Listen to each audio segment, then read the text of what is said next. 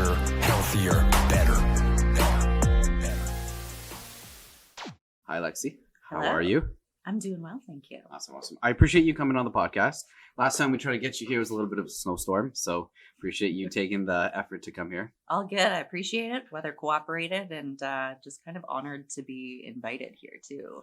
Well, I appreciate you. I'm honored to have you on. So usually with the theme of the podcast, we have the person bring in their favorite beverage, and yours is water. Water, flavored water, but I'm a simple person. I like it. I chose to have a coffee today, so That's I'm fine. with you on that one. So why, if you don't mind, if you could tell the audience a little bit about your history.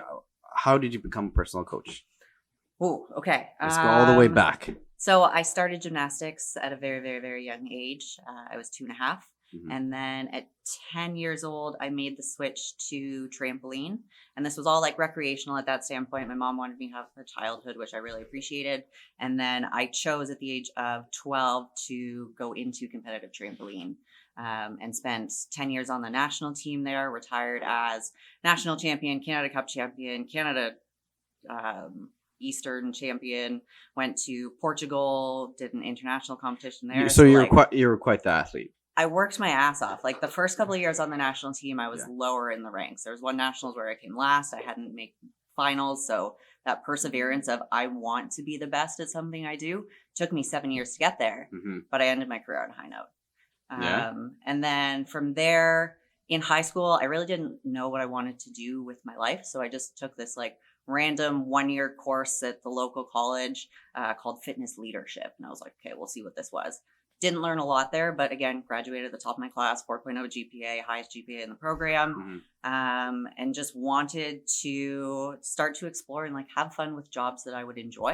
Mm-hmm. So I managed a zipline park, I managed trampoline parks, I managed a mental health speaking agency, and like all of those were a lot of fun, but it wasn't something that ignited my passion. And it was like, I want to do this long term. I want this to be my career.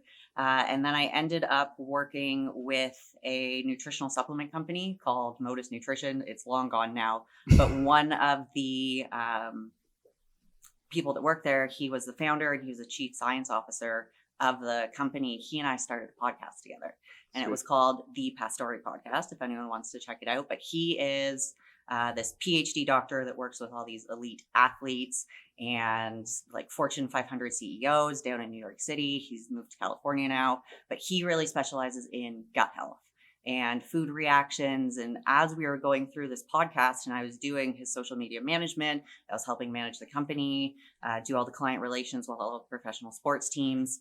I started to learn so much about nutrition from him and all of these issues that I had growing up. Like, yes, I was a national level gymnast, but I was sick all the time. I was on antibiotics all the time. I had multiple injuries, which now I know are from weak ligaments because I wasn't eating the right things for me. And there was a lot of inflammation in my body all the time. And I was really malnourished, even though I was eating healthy-ish from what I thought. Mm-hmm. But there was a lot of food reactions that I found out I had 5 years ago that had been with me for my entire life. And he taught me so much about how individualized nutrition needs to be and what to look out for and what those signs are. And I started to put all of this together where it was like, I want to help people because I suffered so long with my own health and literally no one could help me. Doctors were like, oh, it's just IBS. That's normal. Like, you're just kind of going to have to be stuck with it for life. And Yeah, there's no cure to IBS or anything like that. IBS, You just have to be careful, right? Yeah, the word syndrome means that they aren't able to identify what the cause is. So it's just this group of symptoms. Mm-hmm. And they're like, okay, you have this syndrome. We don't really know what causes it. This is what you're stuck with. Mm-hmm. So literally no one could figure out what was wrong.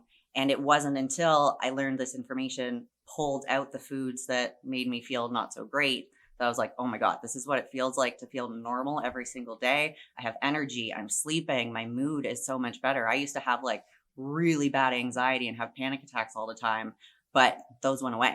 Yeah. Everything changed. And I was like, if I can do this, and like doctors don't know about this stuff, they don't teach it in medical school. So if I can help them in a way that no one else has been able to, this is something I really want to get into. So it was a combination of all of my previous experiences, The nutritional supplement company ended up going under, but I kept a really good relationship and did the social with Dr. Pastore. So that went under, and I was like, you know what? I'm tired of working for other people. I want to try this coaching thing. So the company went under in March of 2018, and April 1st, 2018, same year, I ended up registering my business and being like, all right, I'm going to build Lexercise from the ground up and we'll see what happens. Got into fitness competitions like CPA bikini. The year I retired from competitive trampoline, because I was like, okay, I need some sort of outlet. I'm a competitive person. I really want something to work towards. So I ended up signing up with Hammer Fitness and worked with them through that competition prep. Loved the process of a prep. Loved what the company stood for, of being the best possible, no matter who you are, no matter what your circumstances are, you do everything to the best of your abilities. And saw that there was this like void in the team, where it was one of the only online coaching companies in 2018 that I was personally aware of. And I wanted to be able to connect all of those members together. So I put together this 10-page proposal of a community event coordinator. And I was like, look, I want to bring these people together. I brought those 10 pages to Amber and said, look, I really love this team. I love this brand. I love everything that it stands for, but it could be better. And here's how. How did you react to that? I don't really know. Amber's a really hard person to read if you've ever met him. I've never met him, but I watch all of his stuff, and I definitely respect him highly. And he seems like I would love to play poker with him. Yeah. He seems like a really kind of focused kind of individual. He's super focused. He's a brilliant person as well. Very, very quiet. And that's kind of why he and I get along. So I brought it to him and he was like, okay, we'll try it out. We're like, no, he said, we'll get back to you, and made me wait a couple of days. I know that, but I remember leaving that meeting being like, I have a good feeling. I think he's open to this. So left, and he came back to me and he was like, hey, look, right now we don't really have the means to pay you for this. Would you be willing to do it as a volunteer role? And I was like, 100%, whatever you need me to do. So I did community events and started to introduce clients to each other to start building more bonds and relationships. Did a couple online things, started to help with some of the social media. And through that time of volunteering with him, coaching on my own, working random part-time jobs like City of Brampton recreation stuff, just because I was like, well, not making enough for my business yet, but I'll get there. And it took about 8 months of me proving myself to Amber. And that's when he reached out to me. He was like, we want to bring you on full time. And that was May of 2019. And 2 months later, his sister Rima and myself kind of stepped away from Hammer Fitness, because that was more the competition brand, and started Lady the Fuck Up, which is our women's lifestyle. And I love the name. When I tell people, they're like, oh, yeah, she started the business, Lady the F Up. I didn't know if it was if you purposely want me to say Lady the Fuck Up or Lady F Up. It depends on but how you just said it, you swore, so I'm going to say it with you. It depends on how censored your podcast is. It's not censored at all. We use the word fuck all the time with our clients. A little closer. There we go. There we go. Thanks, camera guy Ryan. We use the word fuck all the time when we're talking to each other. So it's just it's so much more fun to swear. You're definitely right. And fuck is definitely one of the best words. Yeah. Okay, so you started Lady the Fuck Up. What does that consist of? What do you guys work on? What do you guys specifically hone into with that? So we are 100% online when it comes to coaching. We do have a couple people that do in-person training, if you want to add that on. But the good thing about being online is you can work with anyone, anywhere. I have clients in Australia and England and Taiwan and Saudi Arabia and all over the States and all over Canada. And it's so cool to work with all these women spread out across the world that all share the same issues, and they've all tried the same fad diets. No matter where in the world you are, you can still use this formula to get to where you want to be.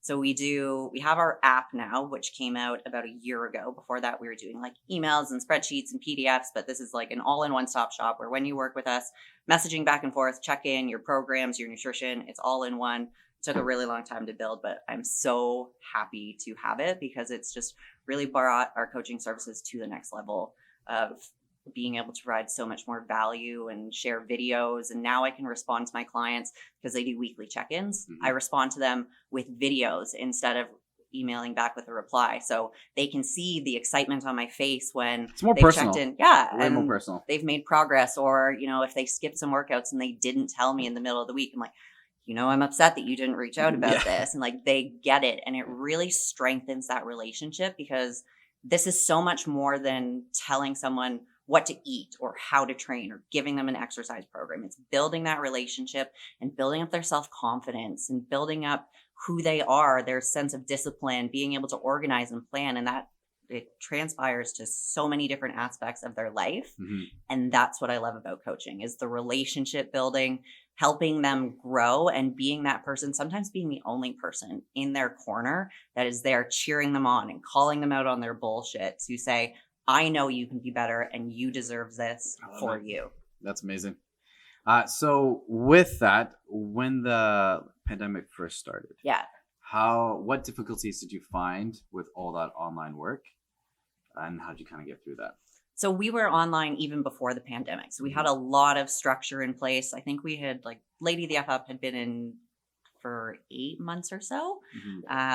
But when the pandemic happened, really the hardest thing and the most stressful thing was those first 2 weeks afterwards, being like, okay, I have a lot of clients. They all have their own different access to workout equipment. Some of them don't have it at all. How are we going to pivot so that they can still get effective workouts at home?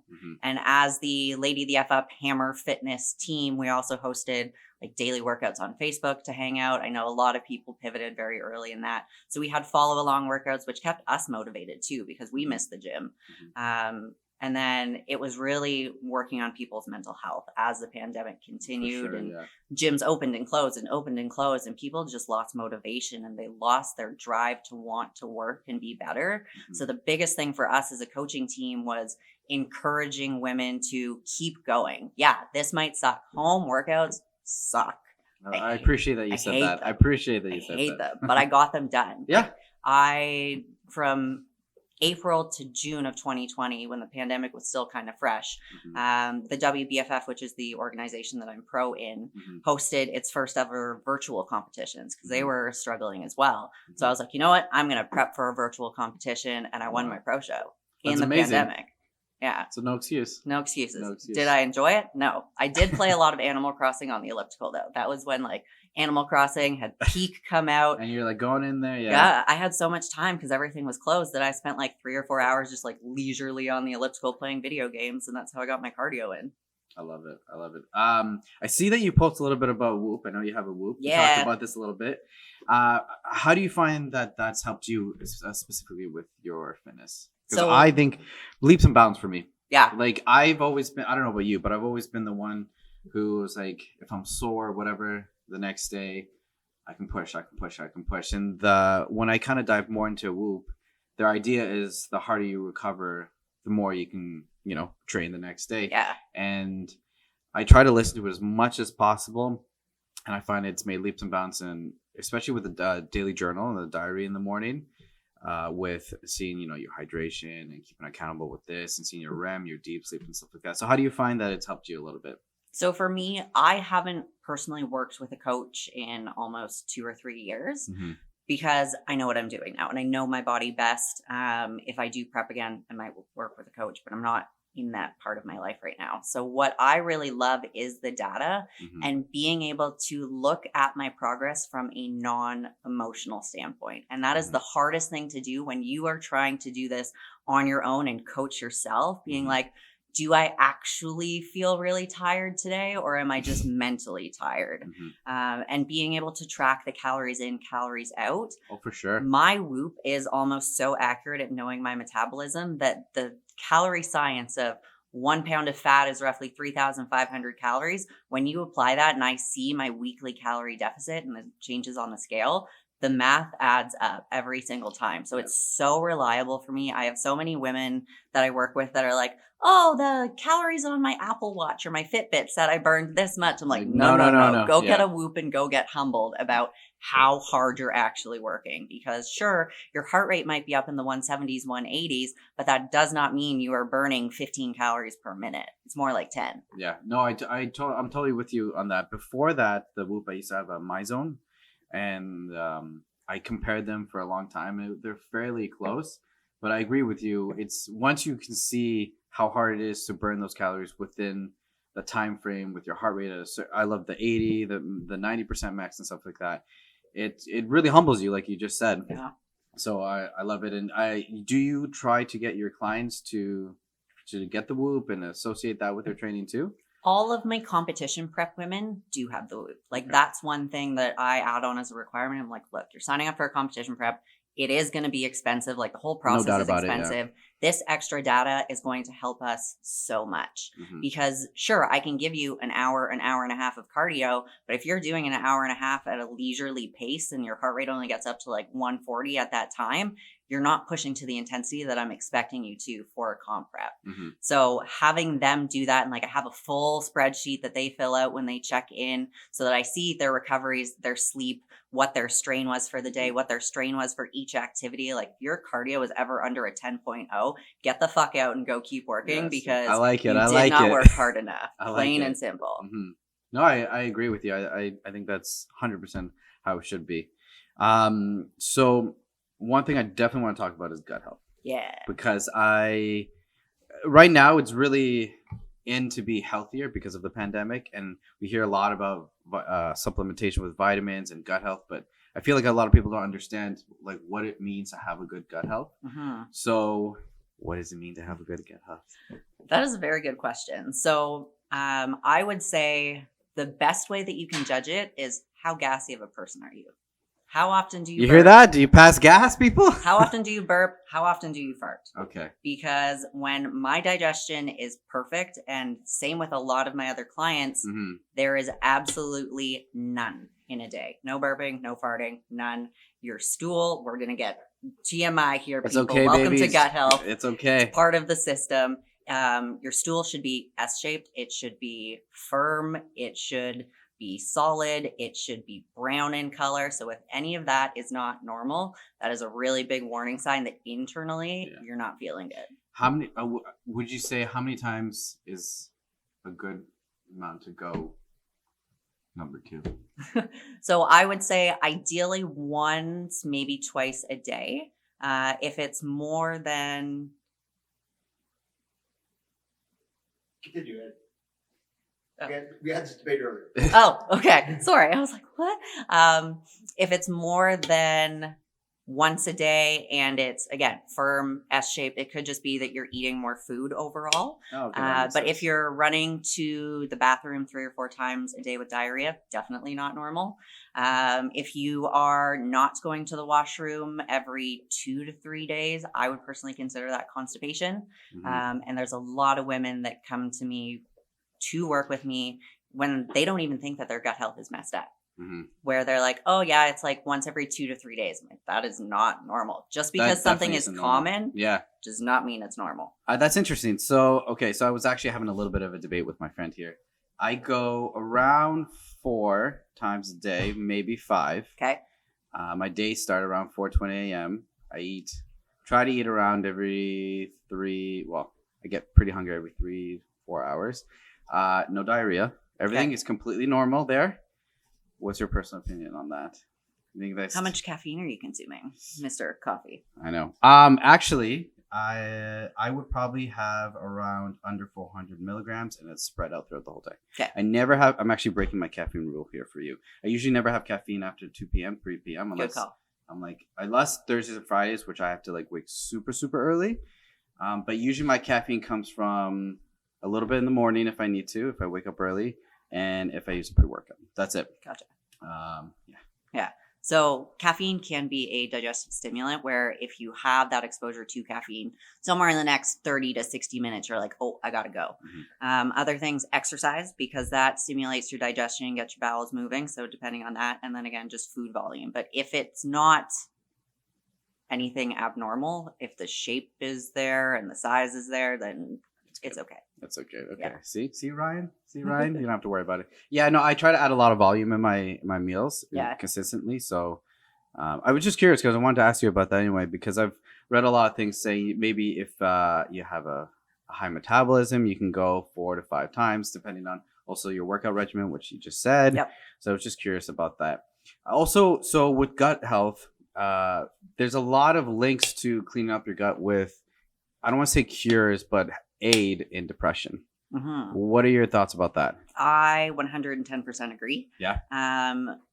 90 to 95% of your serotonin, which is responsible for your overall well-being, your peace of mind, your sense of calmness, especially serotonin's higher in the later 8 hours after you're awake. That's when it spikes throughout the day. So if you find that you're anxious or alert at night as well, that can be linked back to poor gut health.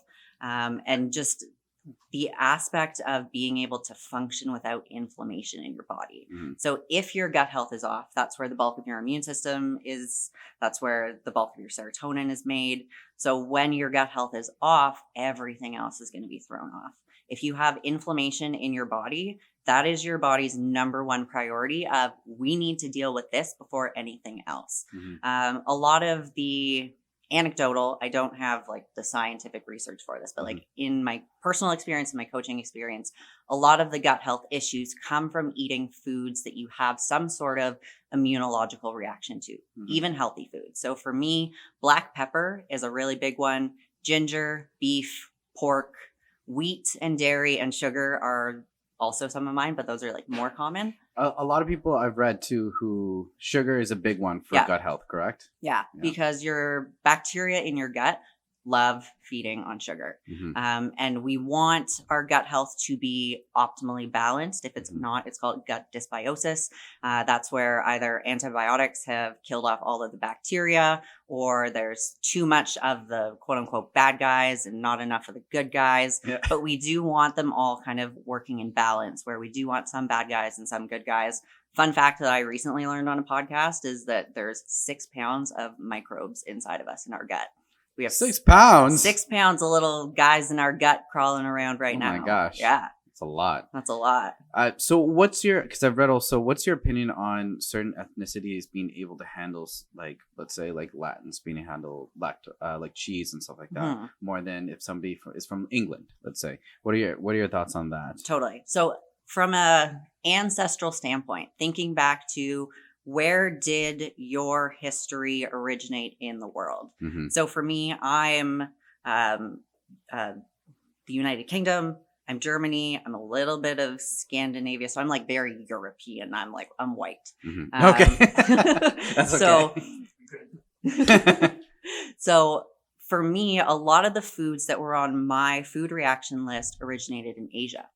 Okay. So genetically, from a genetic standpoint, I truly believe that it's my genetic history that I have these reactions to specific foods. You can also create food reactions from eating too much of something in times of stress and trauma, but you can also have things that you're just born with that are stuck with you for life that aren't going to go away. Yeah, that's like, so I guess some people are like, oh, rhubarb just doesn't associate or go well with me or something like that, right? Yeah. That's interesting.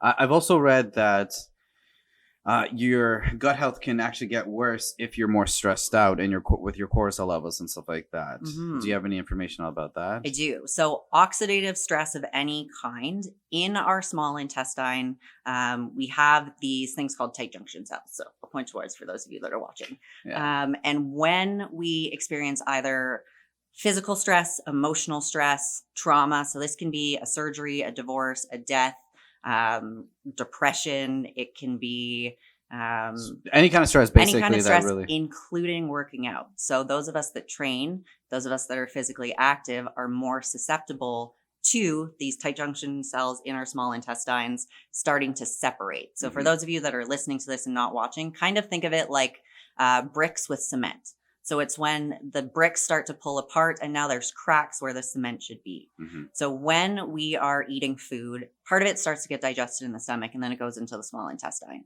And that is where these villi start to absorb the food, convert it into the bloodstream, and then it gets shuttled all throughout your body. Mm-hmm. However, if you have tight junction cell separation, this is where undigested food particles can slip through those cracks and enter the bloodstream without being metabolized into what they need to. So your immune system is like, holy crap, what is that? Why is that in the bloodstream? That should not be there. Mm-hmm. And then your immune system responds. It starts to tag it as a potential threat. And the more that you expose yourself to that food, the more that those undigested food particles slip into the bloodstream, the more the immune system remembers that guy keeps coming back. And then your food reaction gets worse and worse and worse and worse. But you're consuming this food so often that you don't realize how shitty you're feeling. This is just your new normal. You're tired all the time. You're moody all the time. You don't have motivation all the time. You have brain fog all the time. And you think this is normal. But again, what is common is not normal. Mm-hmm. So stress absolutely affects your gut health, and your gut health affects your stress. Yeah, well, they call it the second brain, Mm-hmm. right? Yeah. So what's the first step of trying to help your gut out? I would say really start paying attention to how foods make you feel. Mm-hmm. Do you suggest a little bit of like elimination diet? I love elimination diets, not as a permanent sort of thing, but going to very, very basic foods, trying those for at least a week. So if you're going to eliminate, just as a standard, I would say get rid of gluten, dairy, and eggs. Those are the top 3 most common food reactions out there. Mm-hmm. Gluten/wheat, so like breads, pastas, anything with flour. Mm-hmm. Dairy, so that's whey protein powder. A lot of people don't associate whey protein with being dairy, but it is. Mm-hmm. Whey and casein, any yogurts, any butters, anything that may contain milk, cheeses, all of that. And then eggs and egg yolks, egg whites as well. So just pull all of those. See how you feel for a week or 2 without them, and then reintroduce one at a time. Don't go from having none of them to all of them, because if you do react, you're not going to know which one it is. Mm-hmm. So reintroduce one, ideally have it solo for breakfast with nothing else, and then wait 2 to 3 hours until your next meal. So you can really assess, did this make me burp? Did I get acid reflux? Is my stomach grumbling in a weird way? Is it cramping?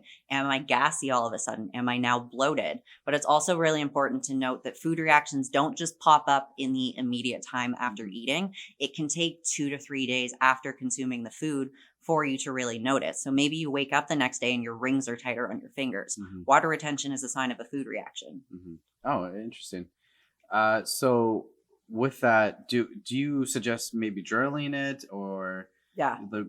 how for 2 weeks, 3 weeks, 4 weeks, how often, or how long, I should say? It really depends on how long it takes you to feel good and to Okay. identify things. So most of the time people have not just one food intolerance, not just 2, like there are a lot of them. I easily have over 100. I've had a lot of different food sensitivity tests done out there. So they're also rotational. Like I said, being physically active, eating the same food over and over again. Some of the foods that I was eating every single day in a previous competition prep, which was really stressful on the body, I couldn't eat. So that was things like asparagus. I was having sweet potato every day. Those are foods I used to react to. I removed them for long enough that I can now reintroduce them. So it's going to be a lot of trial and error. And this is where working with someone that is familiar with this can be really beneficial, to take the like, oh my God, it's so stressful and frustrating to try and figure out what foods are, because I have clients that react to chicken. I have clients that react to coffee. I have clients that react to blueberries. Like, these are healthy foods that you think wouldn't cause an issue, but everyone is 100% biochemically unique. And they all react differently. So if you are going to try this on your own, I would say for at least a week, maybe 2, remove those top 3, see how you're making yourself feel, see if you're noticing any improvements, but log literally any symptom possible and try to just notice trends over time. Oh, when I have strawberries for a snack, afterwards, all of a sudden my nose is congested and I'm sneezy. Record those little things. Any little ailments, a phlegmy cough can be something, just little things throughout your day that, again, we think are normal, is your body saying, hey, there's something up. Interesting. Can you gain tolerance towards these things, or once you've Like, can you slowly build up to that? Let's say it's cheese. Yeah. Right? Can you slowly build up to that and be like, okay, yeah, I can have cheese, but a certain amount or a spread out at a certain time frame? Is that possible? It is possible, but it's not an every day or not an every time thing. So for me personally, I will forever have a reaction to dairy products. I am lactose intolerant. I react to whey protein, which is different. And I do truly believe I also have a mild dairy allergy because one of my cousins had a very severe one. And like genetically, if someone else reacts to a food in your family, you are more likely to react to it as well. So for me, I'm never going to outgrow my dairy intolerance to it. I still consume it from time to time because is it worth it? Yes, once in a while. Eating it every single day, not so much, because when I consume it, yes, I get the digestive stress and my skin breaks out and I'm stuffy and congested, but I also feel almost hungover for the next 2 to 3 days. Wow. Because cognitively, it's such a mess after, because your gut health takes a while to catch up. And then my skin breaks out for like 2 weeks, and sometimes it's worth it. Most of the time it's not. So for me, it really is just being able to try and reintroduce it like every 6 months or so to see how it makes you feel. Some people are okay with cheese, for example, but they can't have yogurt or other things because different dairy products are processed differently. So cheese and Greek yogurt is higher in the dairy protein casein, and it doesn't have a lot of lactose either. Whereas things like ice cream or just having a glass of milk, those are higher in whey protein and lactose, which is a carbohydrate that some people, the majority of people, like 68% of the adult population has a decreased ability to digest lactose after infancy, according to the National Institute of Health. Oh, wow. Yeah, it's really common. That's pretty crazy. Yeah. Is there any vitamins or proper supplementation that can help with this also? Yes, but I can't give enough of a general recommendation for people. There are times where I will use a probiotic. I always make sure that the probiotics that I recommend to my clients or that I take myself are dairy-free because a lot of them have skim milk in them as an added ingredient, which if you're trying to fix your gut health, interesting. Doesn't make sense. No. I always make sure that it is high in the probiotic strains Lactobacillus and Bifidobacterium. Those are the 2 strains that you really want to focus on if you're looking at a probiotic. 50 billion is the best research supported number in terms of strains. I know a lot of people are like, I want to start small and work my way up. And I'm like, no. When I work with people, I get them straight to the 50 billion probiotic. But again, not something that everyone needs. And oftentimes fermented foods like sauerkraut or kimchi, those are the 2 that I would recommend because like kefir and yogurt, again, those are dairy. But the sauerkraut and the kimchi, things like that, and eating fermented foods in comparison to a probiotic is overall better for the general person.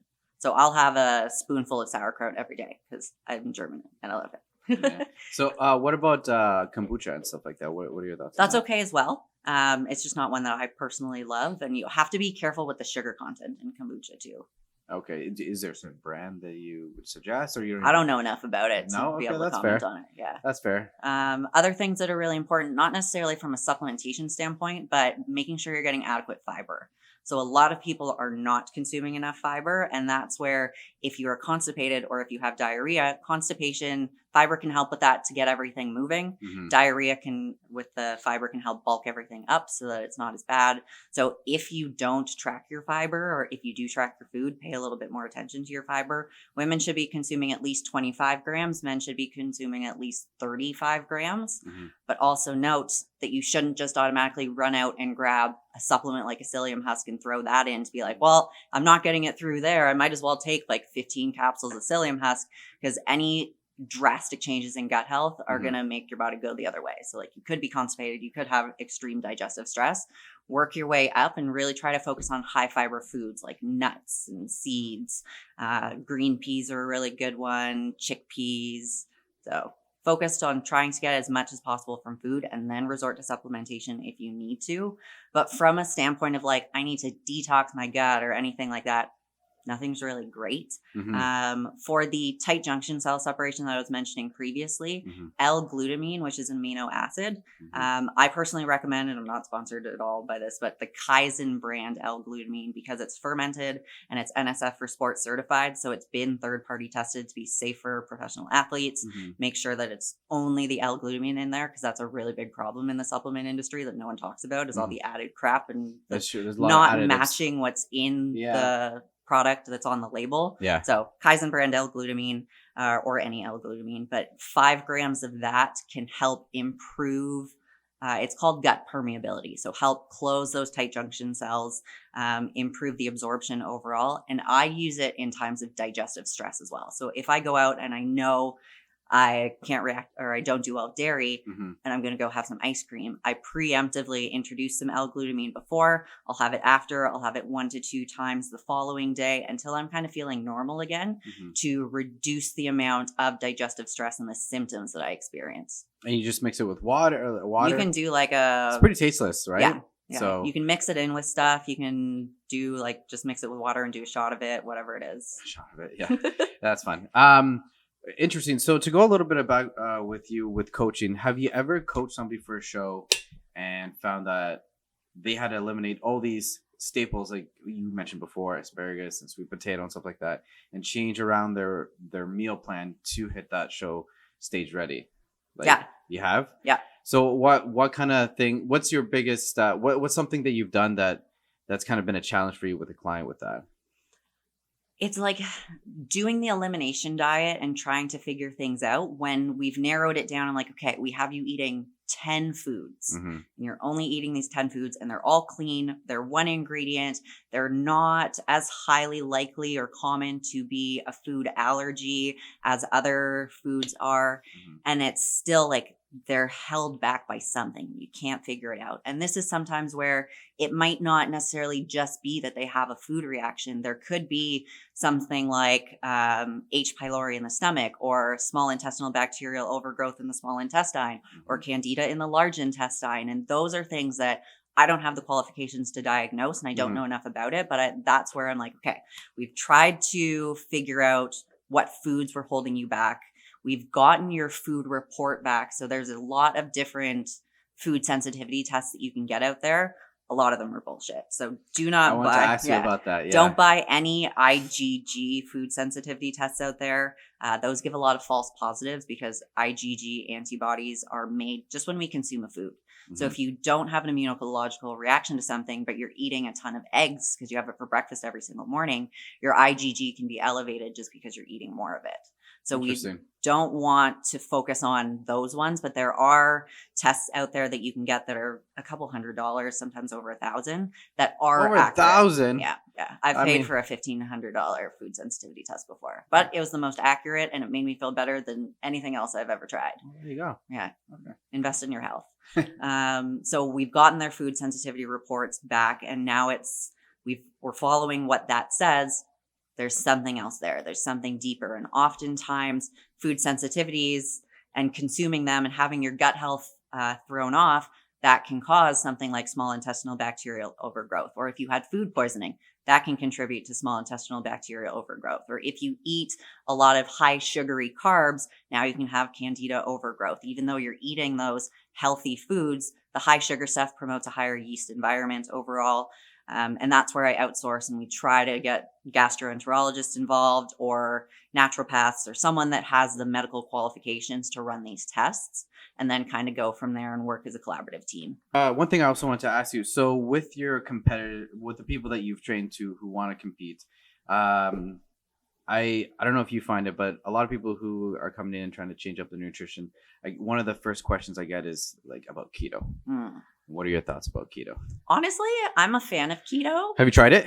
I have. And what do I you- mean, when you do a competition prep and your carbs drop below 65 grams, you're in ketosis. Mhm. And for most people that have done a competition prep to a point where they get lean enough to do well and step on stage, they've very likely gotten to that point where you're under 65 grams.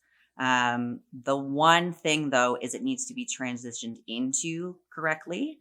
It's not a long-term, you're following this for the rest of your life, because can you not eat carbs for the rest of your life? I don't think so. Most people can't. So it needs to be a temporary thing. I do use it with a lot of my clients, just putting them under 65 grams of carbs, keeping their protein higher and their fats higher. Like I very, very rarely will put a woman under 1,200 calories in a competition prep. Most of my lifestyle women, I keep it like 1,500 or above, because they do not need to be starving themselves. So when we focus on, oh damn, I lost my train of thought. When you focus on the keto, right? Keto. It's okay. It's okay. Yeah. So transition them into keto, keep them around 55, 65 grams of carbs for, I'm going to say a maximum of 8 weeks if they're in a competition prep, and then transition them out of it. Bring those carbs back in, lower the protein, lower the fat a little bit to still keep them in a calorie deficit, but redistributing those macronutrients where you start them with higher carbs, you convert them to higher protein, and then you go back to higher carbs afterwards, does wonders on the metabolism. And even as you're increasing calories and increasing carbs, their body starts to respond even better. It continues to let go of fat almost better than the dieting part itself, like the reverse diet. If you do it right, it works. You can see really, really good results while you feel better every single week too, because you're eating more and you're doing less cardio. That's interesting. So is it hard? Because most people who think of keto, it's like, oh, it's great. I can have steak, cheese, bacon, and most people don't understand that you need some healthy fats in there. So what kind of healthy fats? If somebody right now is listening and they want to get onto keto, what healthy fats would you suggest that they start with? Yeah, that's one thing that I don't like about keto is the whole you can have all of this dairy because again, we just 68 to 75% of the population doesn't do well with dairy. So when you're eating all of this stuff, your body's going to be inflamed. And when your body is inflamed, you're not going to burn as many calories day to day as you would if you were recovering and repairing optimally and getting adequate sleep. Where I noticed going back to Whoop, last night I went out for dinner. I went to the Keg. I had steak. Beef is on my reaction list. I had fries. There was pepper on it. Pepper's on my reaction list. You're naming all the things you told me. Oh yeah. And I had some Keg bread with some butter. So I went out and I chose and I accepted the consequences that I was going to feel not so great today. And I don't, but that's okay. I planned my rest day for today for this reason. And my Whoop recovery today is down at 35%, where I've had a green week all week. And I know exactly what caused the decrease in my recovery. So with the exposure to so much dairy with keto, I'm like, you're doing your metabolism a disservice by picking these fat choices. So my all-time favorite fats, go for fattier meats. So if you want chicken thighs instead of chicken breasts, the number of clients that are like, oh my God, I don't want to eat chicken breasts. And I'm like, that's fine. Have some chicken thighs. Fattier meats, you can have steak too. I'm a huge fan of steak if you're fine with beef. How do you like your steak? I like a medium rare. Yeah, that's the way to have your steak. Yeah. Okay, what else? And then in terms of healthy fats that aren't protein dominant, pumpkin seeds are one of my all-time favorite foods. They are one of the only plant-based protein sources that have all 9 of our essential amino acids in them, which we can't make internally. We have to get them from food. And that's one of the only ones. So if you are a vegan and you're not adding any pumpkin seeds, start doing it. Other things are sunflower seeds, hemp hearts, chia seeds, flaxseed. So all things that are helping you get fiber, help keep you full. I know they don't taste the greatest, but from a nutritional standpoint, they're so good for you. They help your gut health majorly. And those are really important. Those are my favorite. That's really interesting. Pumpkin seeds. And then also, what are your thoughts on the carnivore diet? I like it as long as you incorporate a little bit of veggies. You should always have some veggies. Yeah, the whole full meat thing, you're barely getting any fiber whatsoever. And yes, there's been a lot of studies that show when you follow it, carnivore diet is almost all protein, so it's going to put you into ketosis. It is very low in terms of inflammation. You're not eating gluten, you're not eating dairy, you're not eating sugar. Eggs, you are. So sure, you could be a little bit bloated if you react to eggs. It's one of the top 3, but that doesn't mean everyone reacts to eggs. So from a body composition standpoint, the carnivore diet will do wonders. From a health perspective, you got to get some blood work done. Where's your cholesterol at? Are you eating a ton of saturated fats through these meats? I have hereditary high cholesterol, so I get my blood work done every 6 months to check my cholesterol. And I found out last year when I was in a build that my cholesterol went through the roof because I was focusing on things like chicken wings and peanuts and almonds and lots of like healthy-ish foods that were higher in saturated fats that just did my body a disservice. So I had to pull back on the amount of calories that I was eating in my build and just accept, okay, it's going to take me a little bit slower of a process because I can't eat the calories that I want, but I need to put my health first. So in terms of following a carnivore diet and eating a lot of meat, and that's about it, get your blood work done to make sure that your health markers are okay. One of my friends did the carnivore diet, and I guess one of the first initial reactions is about 2 weeks or so of diarrhea. Have you heard of that? No, but that would make sense because you're not getting any fiber in your diet. Like meat has 0 fiber. Yeah, interesting. No, I just wanted to see your opinion on that. With you, with your athletes and stuff like that you work with, do you have work with any kind of nutrition plan that they want to start? Like if somebody comes in and they're like, I'm a vegetarian, I'm a vegan, I'm a carnivore diet kind of person. Do you work with all types of people when it comes to a nutrition guide or no? I do. So I also want to say that like 95% of the women that I work with are lifestyle. I do have like 5% competitors, but the majority are like moms that want to feel better or students that are struggling with disordered eating. Like I work with a wide variety of people. Competitors is just a really small sliver. But with all of them, I am open to ethical reasons. So I choose not to eat meat. I choose to be a vegan. That I will understand and I'll respect. But if you come in being like, I followed the carnivore diet and now I want to work with you and I want to see results, I'm like, no, you need to give me control over your nutrition. I need you to trust the process. If you ever have any questions about why we're doing what we're doing, I'm more than happy to answer it. But I need to have the control to be able to manipulate how much protein, how much carbs, and how much fat that you're eating in whatever stage that we're doing. Now, with my lifestyle women, I'm a lot more flexible. With my competitors, it's like, I need to know that you are eating 85 grams of carbs on the dot, plus minus 5 grams sometimes. With my lifestyle women, it's not as important. So I'll give them like, I want you to eat this calorie range of 1,800 to 2,000 calories with at least this amount of protein and like pick whatever fat to carb distribution you want. Some of my women don't even track. So we go off of like hand portion guides of 1 fist of this, 1 palm size of that.